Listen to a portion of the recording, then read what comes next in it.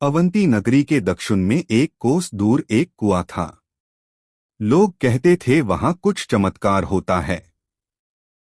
ये बात जब राजा विक्रम के कानों तक पहुंची, तब तक उस कुएं में 1 महीने के भीतर 5 पथे गायब हो चुके थे। न कोई शव मिला, न कोई निशान। राजा के आदेश पर 2 सैनिकों को रस्सी से बांधकर कुआं में उतारा गया, लेकिन वो भी गायब हो गए। ऊपर आई सिर्फ खाली रस्सी। पूरा नगर डर गया। कुआं के पास जाना बंद हो गया और राजा विक्रम सोच में पड़ गए। राजा ने मंत्रियों संग कुआं का निरीक्षण किया और फैसला लिया, इसे मिटा दो। हजारों लोगों की मदद से एक ही दिन में कुआं को भर दिया गया। विक्रम ने राहत की सांस ली। अब ना कुआं है, ना मौत का डर। लेकिन अगले ही दिन एक किसान राजसभा में चीखता हुआ आया, महाराज, मेरी जवान बेटी उसी कुएं की भेंट चढ़ गई। सन्नाटा छा गया। महामंत्री ने पूछा, कब की बात है? किसान बोला, आज सुबह मैं और बेटी उसी रास्ते से लौट रहे थे। हाथ मुंह धोने कुआं किनारे रुके और अचानक वो कुआं में समा गई। सभा का दृश्य। महामंत्री बोले, भले मानुष, तुम्हें गलत फहमी हुई है। और खुद 2 सैनिकों और महाप्रतिहार को साथ लेकर उसी कुएं की ओर रवाना हुए।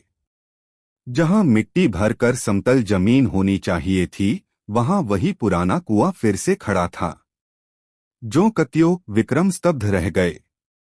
ये तो किसी अभिशाप से कम नहीं। निराश और भारी मन से राजा लौटे। राजमहल, रात का दृश्य।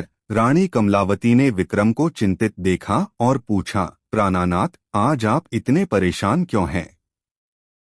विक्रम गहरी सांस लेते हुए बोले, लोग समझते हैं कि राज सिंहासन सुख है, पर वो तो तपती हुई अग्नि है जो भीतर ही भीतर सब कुछ जला देती है।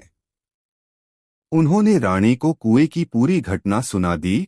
कमलावती गंभीर हो गई। स्वामी, ये कोई आम बात नहीं, लगता है कोई अमानवीय शक्ति, कोई दुष्ट आत्मा इस कुएं में छिपी है।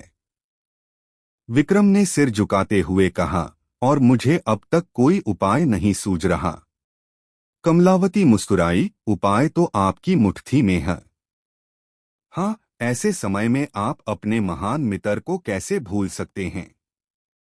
विक्रम को जैसे नई रोशनी मिल गई। उन्होंने रानी को गले लगाते हुए कहा, कमला, तुम मेरी प्रेरणा हो।